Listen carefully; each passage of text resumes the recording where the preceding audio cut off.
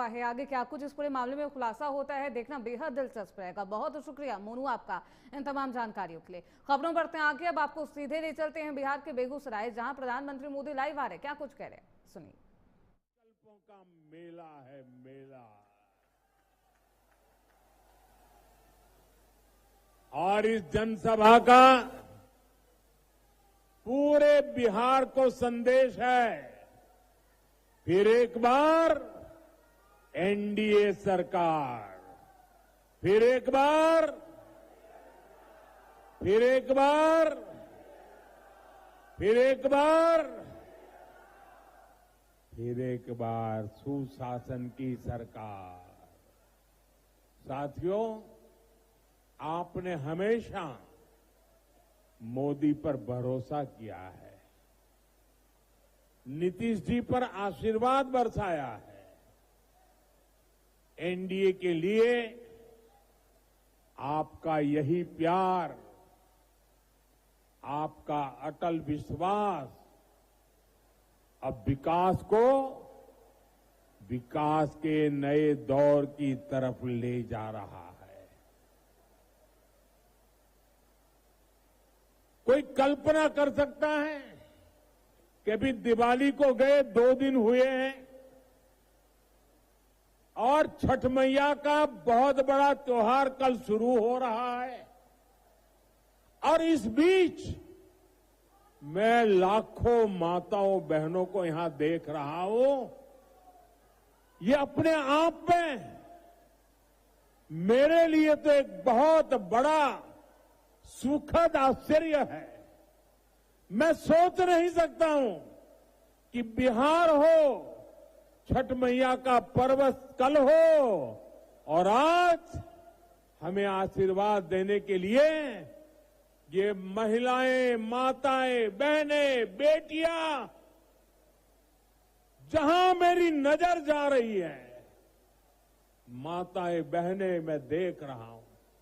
आप हमें आशीर्वाद देने आए हैं, ये हमारी बहुत बड़ी शक्ति है।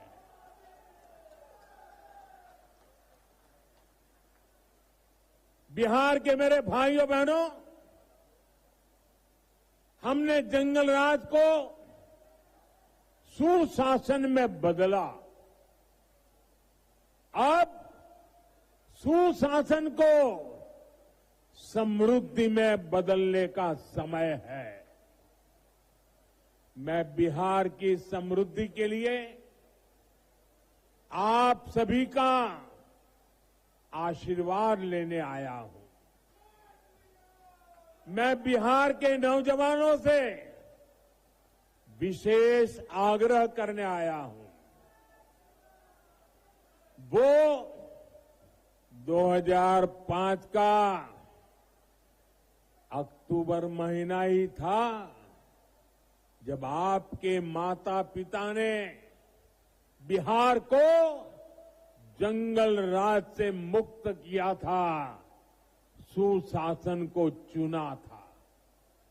अब 2025 का ये अक्टूबर और नवंबर आपके लिए नए अवसर भी और एक बड़ी जिम्मेवारी लेकर आया है।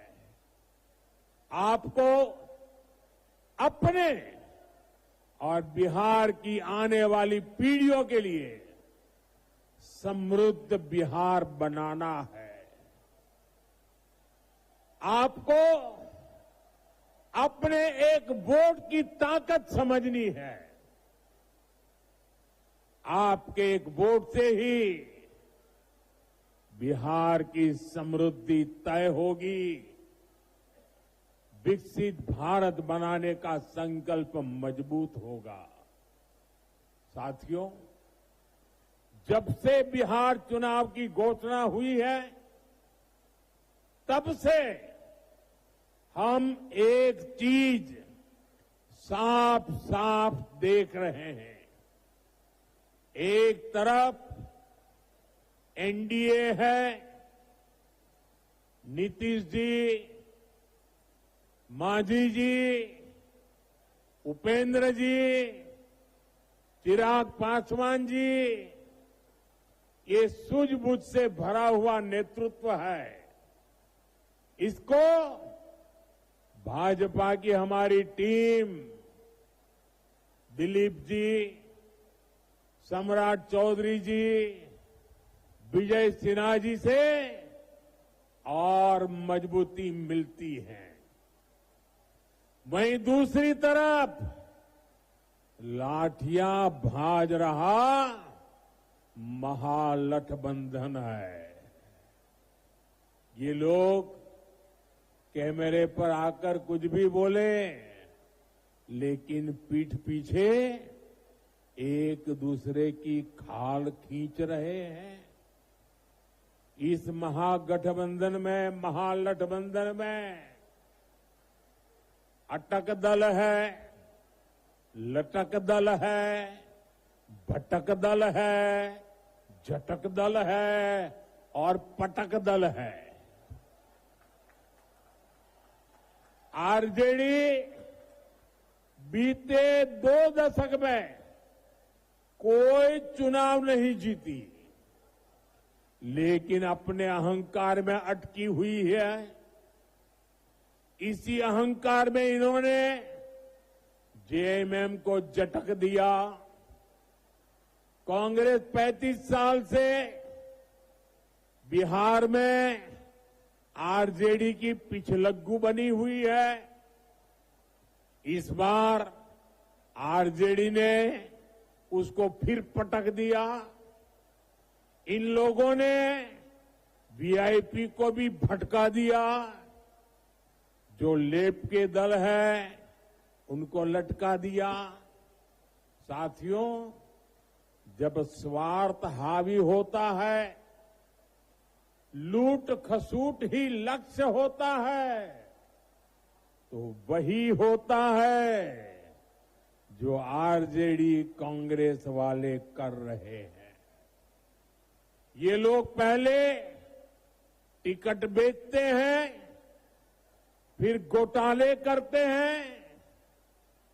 आप देखिए तो सही, एक आरजेडी का परिवार है जो बिहार का सबसे भ्रष्ट परिवार है,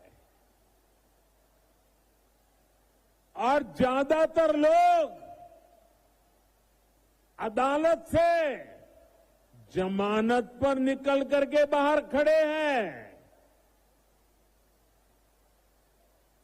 जमानत पर जीने के लिए मजबूर है।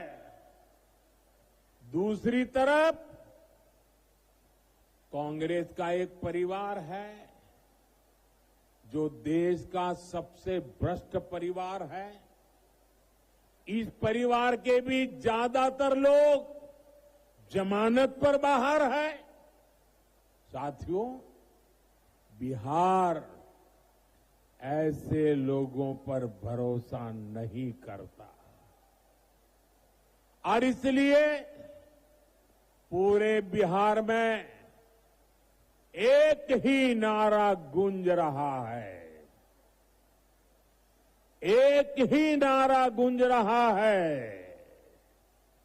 नई रफ्तार से चलेगा बिहार जब फिर आएगी एनडीए सरकार। साथियों, मैं जो बातें कहने जा रहा हूं, मैं चाहूंगा कि बिहार का नौजवान उन्हें ध्यान से सुने और उन पर जरा गौर करे। जंगल राज वालों ने सिर्फ अपने बेटे बेटियों का भविष्य बनाया, बिहार के नौजवानों का भविष्य तबाह कर दिया। और ये बात बेगूसराय का हर घर जानता है, हर कोई महसूस करता है।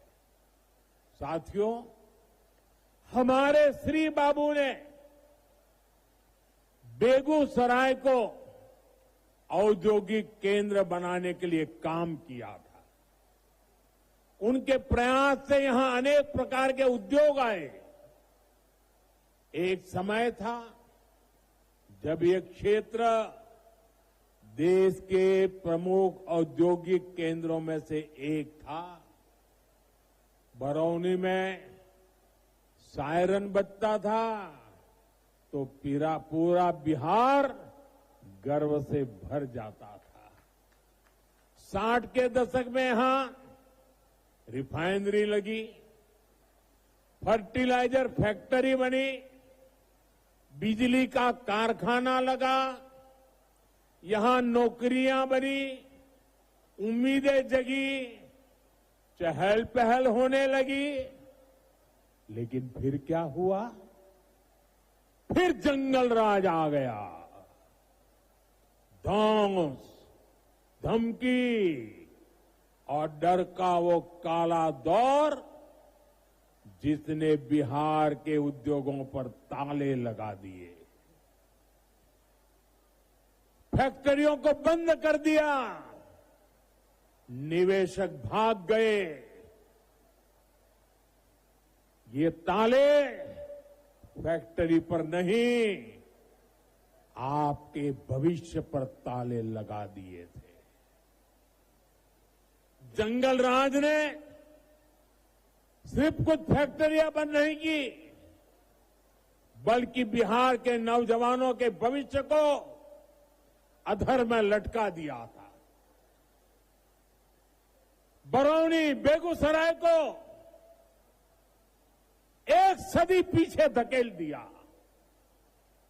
जिस आरजेडी ने बिहार को पलायन का अभिशाप दिया, उसके नेता आज बड़ी बड़ी बातें करते हैं। साथियों, एनडीए सरकार के लिए विकास सबसे बड़ी प्राथमिकता है। हम जानते हैं कि जब औद्योगिकरण होगा तो नौकरियां भी आएगी। इसलिए हमने सबसे पहले बिहार को जंगल राज से मुक्त किया। जब बिहार में कानून का राज लौटा तो उद्योगों के लिए भी माहौल बना। 2014 में डबल इंजन की सरकार बनने के बाद इसे और गति मिली। आज आप देखिए, हमारा बेगूसराय न सिर्फ अपने औद्योगिक पहचान वापस पा रहा है, बल्कि देश का एक बड़ा इंडस्ट्रियल हब बनने की तरफ आगे बढ़ रहा है। बरौनी का खाद कारखाना जंगल राज में बंद पड़ा था।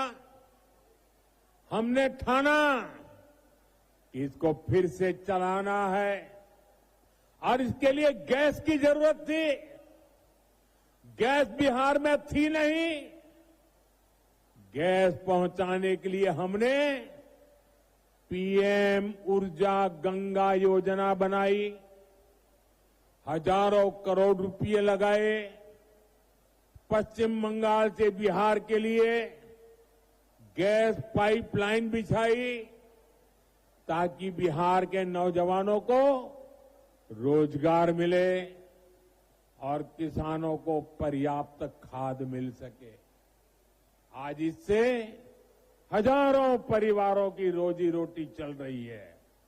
साथ ही यहां हजारों बहनों की रसोई में पाइप से सस्ती गैस भी पहुंच रही है। साथियों, जंगल राज वालों ने बरौनी रिफाइनरी को भी अपने हाल पर छोड़ दिया था। हमने उसमें नया जीवन डाला, हजारों करोड़ का निवेश किया। अब यहां नया पेट्रोकेमिकल प्लांट बन रहा है। इससे यहां प्लास्टिक उद्योगों को बल मिलेगा, छोटे और लघु उद्योग लगेंगे, युवाओं के लिए हजारों नए रोजगार बनेंगे। बरौनी डेयरी के विस्तार से हमारे पशुपालकों, और किसानों की कमाई बढ़ रही है। अब बेगूसराय एक टेक्सटाइल हब भी बनता जा रहा है। कई कंपनियां यहां कपड़ा बनाने की फैक्ट्रियां लगा रही है। बेगूसराय में एक के बाद एक मल्टी ब्रांड शोरूम खुलते जा रहे हैं। बड़ी बड़ी कंपनियां यहां आ रही हैं।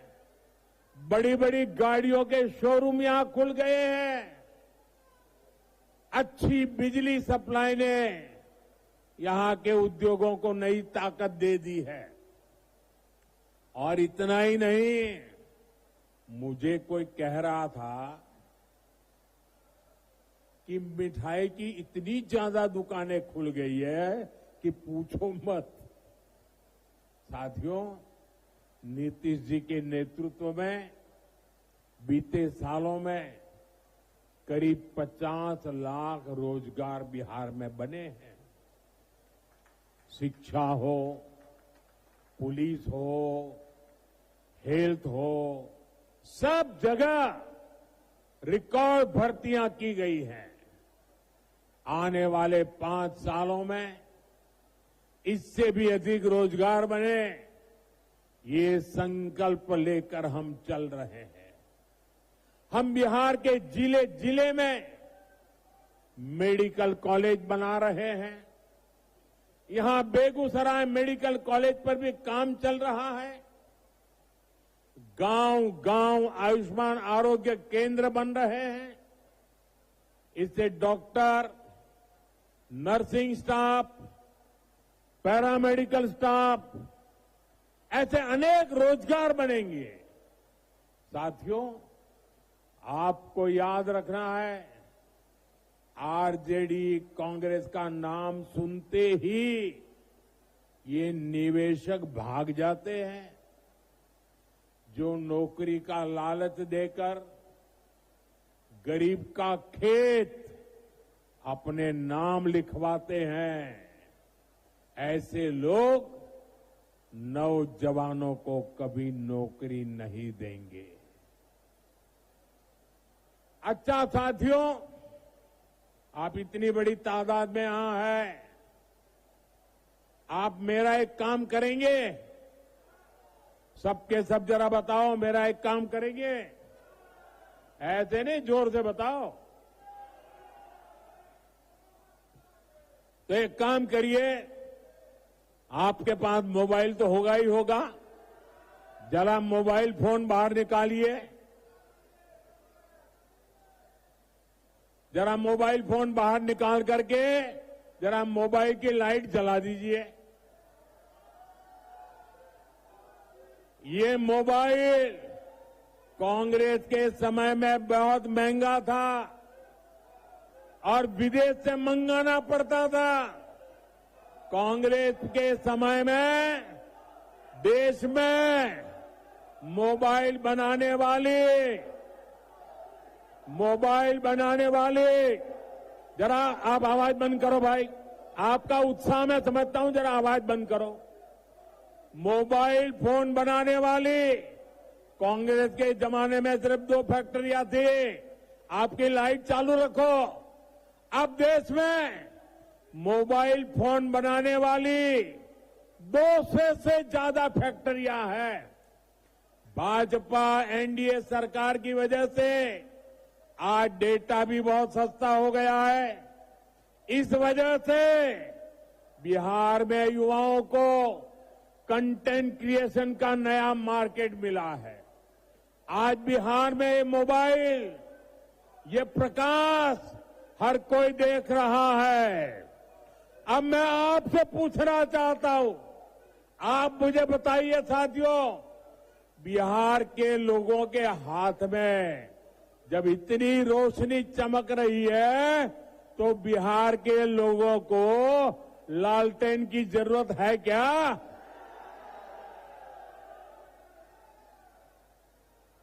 अपना मोबाइल हम नीचे रखिए।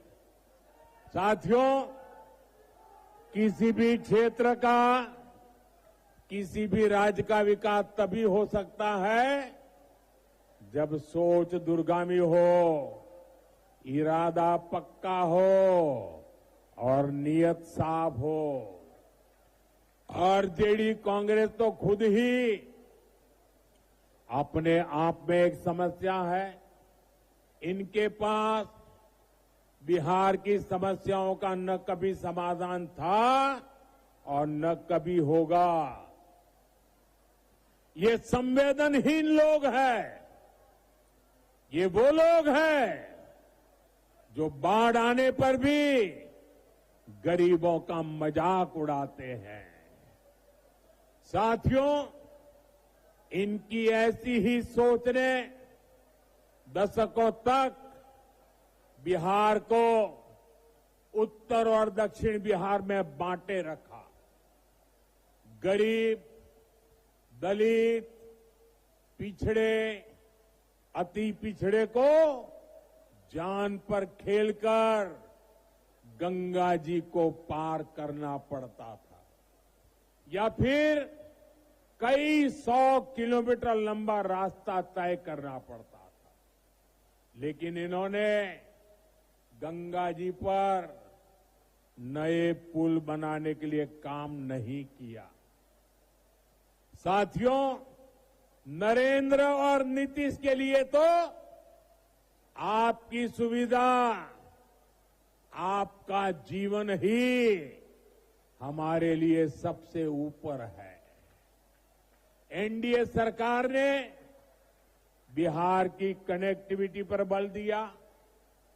कहीं हाईवे बन रहा है, कहीं एक्सप्रेस वे बन रहा है। आप देखिए, बीते 10-11 वर्षों में गंगा जी पर कितने सारे पुल बने हैं। मुंगेर को खगड़िया और बेगूसराय से जोड़ने वाले श्री कृष्ण सेतु से इस पूरे क्षेत्र के लोगों को फायदा हुआ है। साथियों, 7 दशक तक ये क्षेत्र राजेंद्र सेतु पर निर्भर रहा। हमारी सरकार ने इसके बगल में ही 6 लेन का एक आधुनिक ब्रिज बनाया। इसके लोकार्पण का सौभाग्य मुझे ही मिला। उस समय जनता के चेहरे पर जो खुशी थी वो मैं कभी भूल नहीं सकता। उनका बरसों पुराना सपना साकार हुआ था।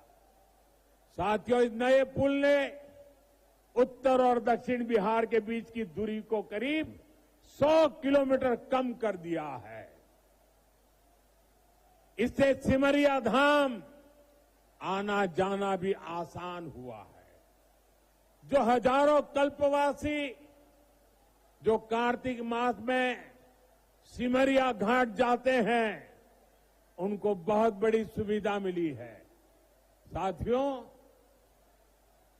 आप मोदी को भली भांति जानते हैं। ये आपका मोदी चांदी का चम्मच लेकर पैदा नहीं हुआ है। मोदी गरीबी में रहा है।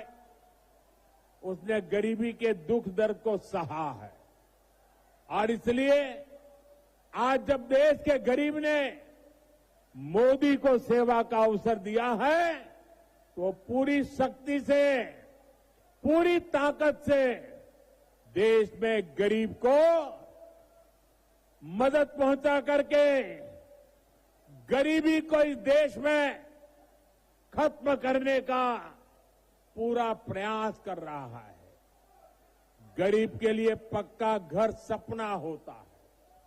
हमारी सरकार ने 11 साल में 4 करोड़ से ज्यादा पक्के घर बनाकर मेरे गरीब परिवारों को दिए और इसमें से 60 लाख पक्के घर यहां बिहार के मेरे गरीब परिवारों को मिले।